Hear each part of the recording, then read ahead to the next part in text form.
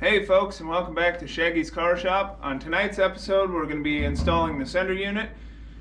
Ordered mine from Tanks Incorporated. It's a, what is it? Can't remember the ohmage off of it. I'll check the box here in a little bit. But yeah, we're going to install that. So without any further ado, let's get after it.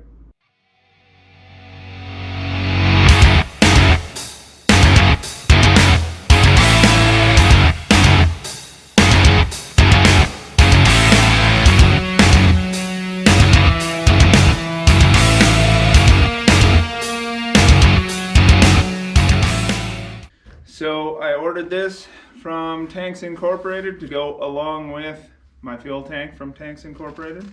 So unboxing it now. One thing to take note of.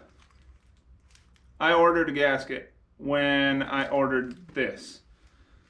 So I have a gasket there. This one comes with a gasket. It looks to be the exact same gasket, same material, and the tank itself came with a gasket as well. So I have extra gaskets now if I mess something up, which hopefully I don't. But it came with a gasket and hardware for it, and the tank itself came with hardware. So just might save you guys $6-7 bucks. All right, unboxing that. Kind of looks like I guess a rose wrapped up.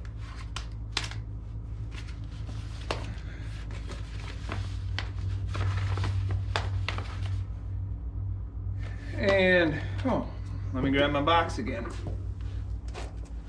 This one is a 0 to 90 ohm, in case anyone was wondering. 0 to 90 ohm is what these older GM cars used, so you should be able to run aftermarket gauges and things of that sort with it.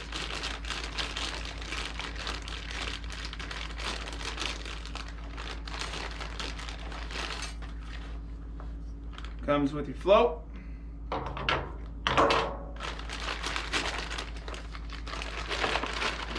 on out of there. Instructions.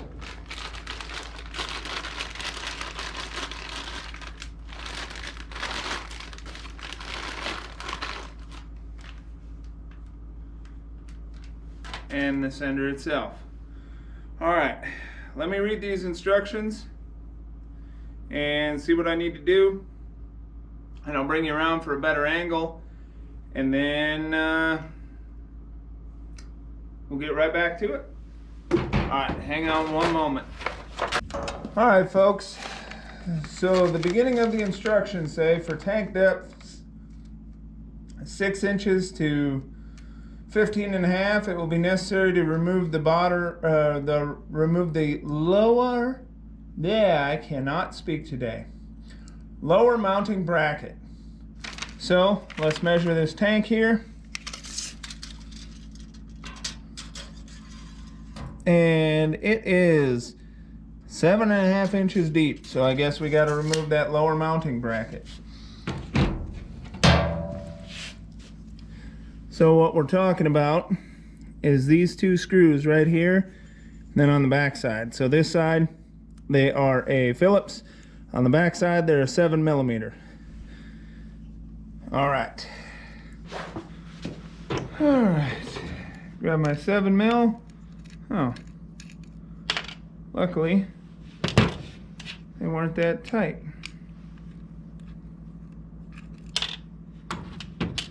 So there's a little nut and washer. And let's see here. It's going to be difficult. I'm going to have to get them out of there.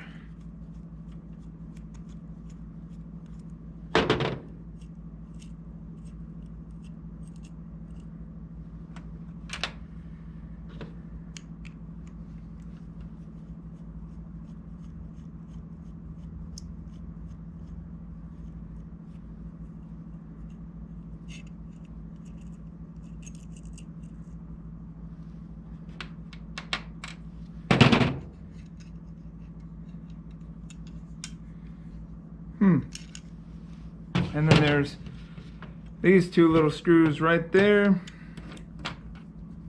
Take them out.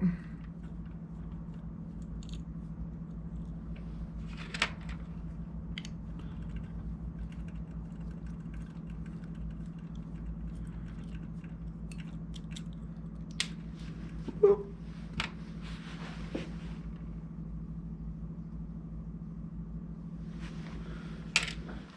All right. Lower mounting bracket taken off.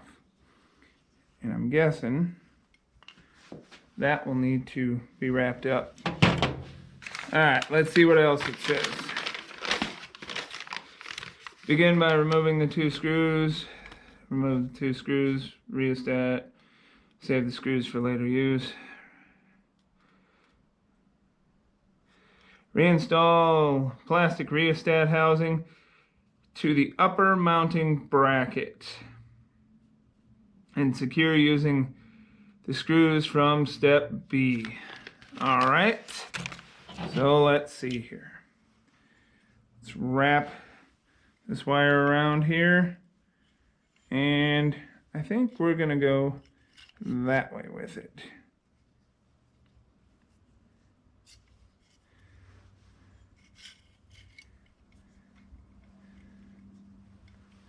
And this wire is kind of interesting.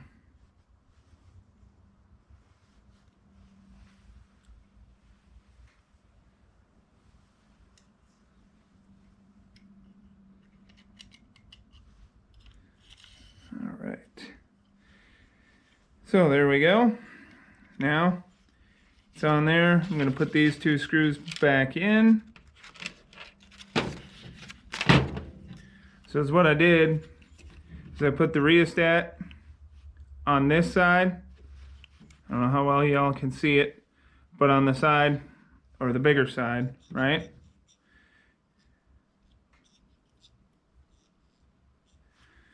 And then on the back side, you just take a little washer and the screw, go in,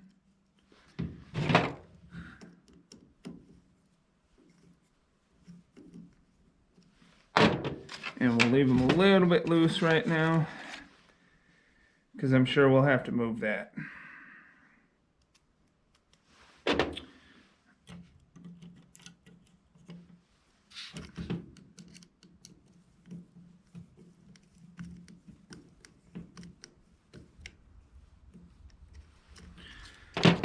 Okay, it still slides.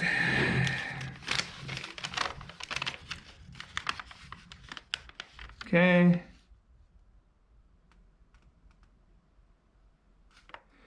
Adjust the float length. Okay. So on this picture, going here, let me double check here. All right. You guys might be able to see. On the picture, showing the top of the mounting plate, then you use half the tank depth to the center of the rheostat right here. So what was our tank depth? 7.5 inches. Oh Lord, let my brain work. Well, 7 is 3.5. So it would be 3 3/4. So from the bottom edge of this to this would be 3 3/4 inches.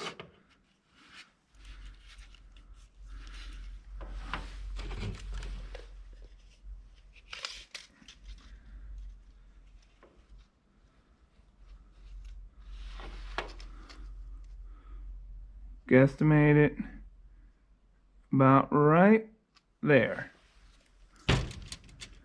So, oh, there I go moving it. Guess I should have snugged that up just a little more.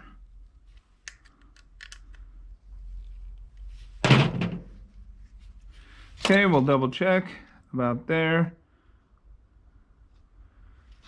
Yeah, give or take. Doesn't have to be perfect. All right.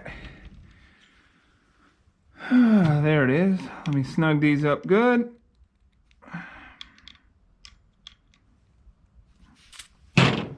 All right. And then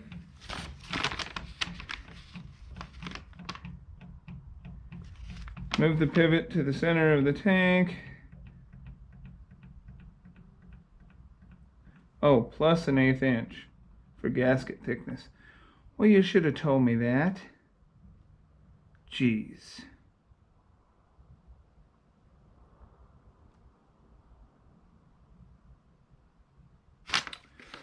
All right. Let me go find a flat screwdriver so I can get this little nub out of here so I can get the float in there and get this properly adjusted to, I guess, I'll add an 1/8 of an inch to it, but I'll bring you right back once I have that done. All right, folks, I got it properly adjusted.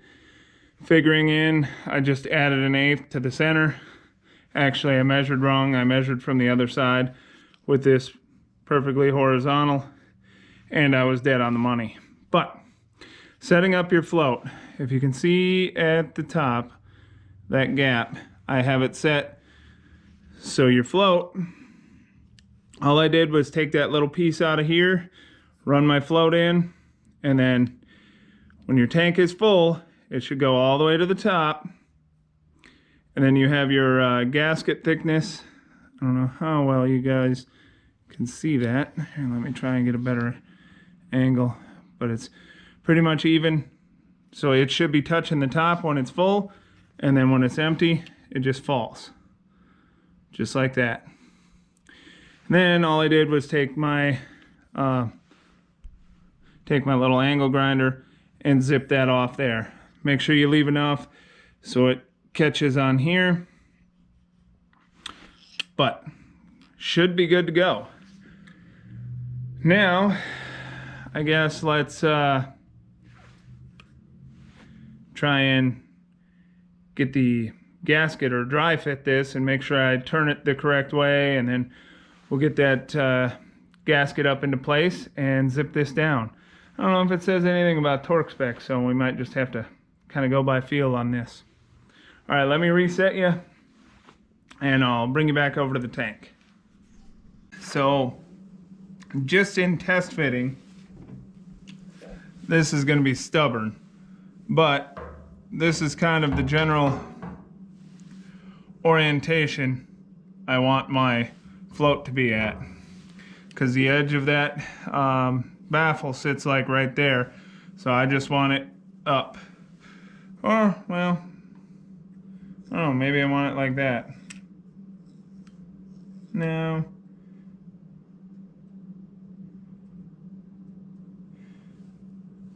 We'll do it. Let me double check here. We don't start coming up for till about right here. So, yeah. This should get me in the lowest point of the tank, so I should know when I'm empty. Anyway, so I'm going to orient it. Let's see. So I'm going to orient it basically with the two in line. So the bottommost hole is right here. Now, let me find my paper towels. Now we get into the messy part. So, got some gasket makers, and I don't know if I want to try and do this. Oh man, I might actually do it this route, but there again, putting the gasket on this side like that, then it's hard for me to get the silicone up around here. I guess I can do it that route. I think I'm gonna give it a go on putting it on this side, just because that's what makes sense to me in my brain right now.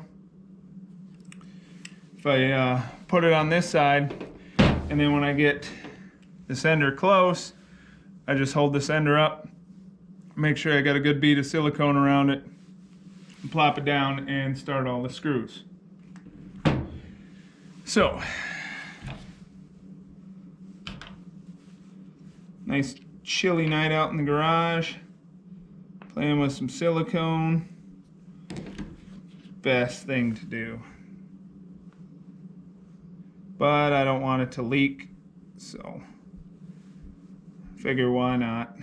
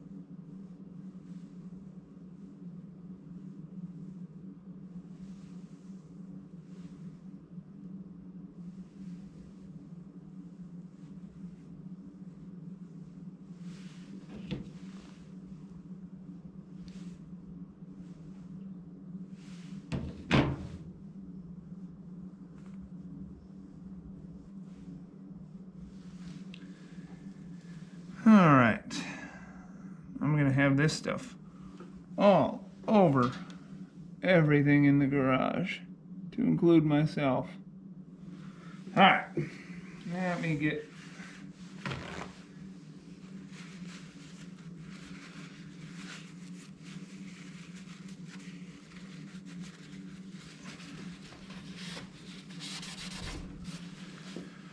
okay, let's get this stuck down real nice and good. And again, on these, make sure you're getting both sides of your both sides of where the hole is punched. All right. And this is oil resistant, gas resistant stuff, so make sure you get that. You don't want to cheap out. I mean, me personally, the Permatex, best way to go. All right, so now let's try and wedge this in here.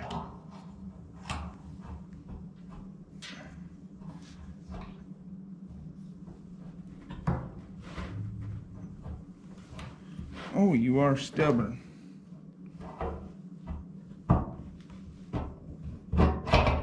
Whew. All right. Make sure the gasket is aligned properly. Whew. I hope I never have to change this sender, because that's gonna suck. All right. Nope. I want it faced just like that. All right. Now for more silicone.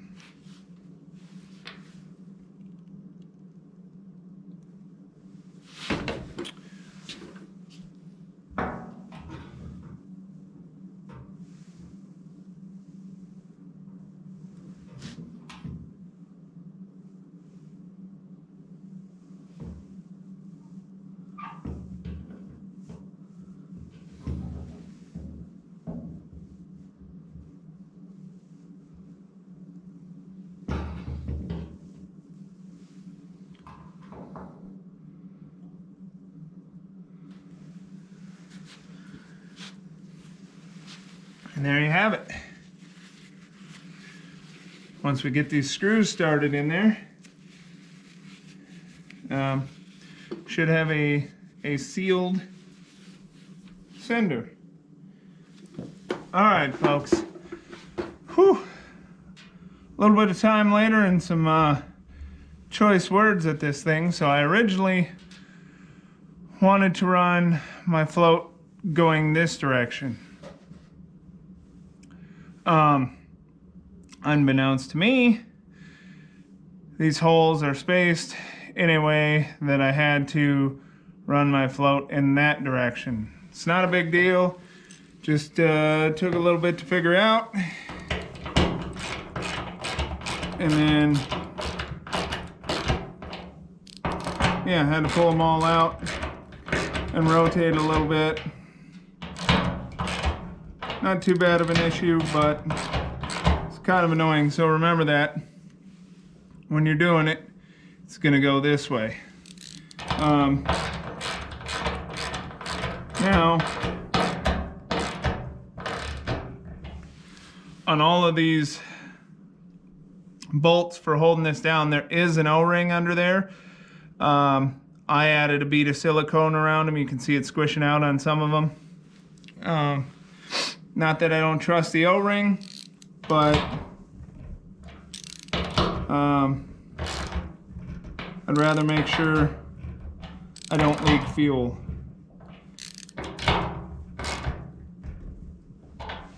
And there we go. I'm gonna do a little bit more over here.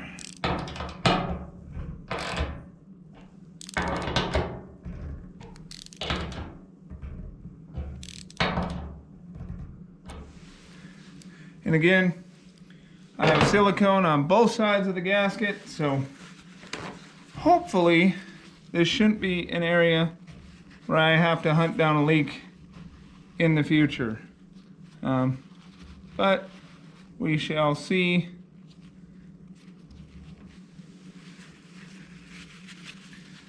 It's the only bad thing about silicone is you end up with it everywhere.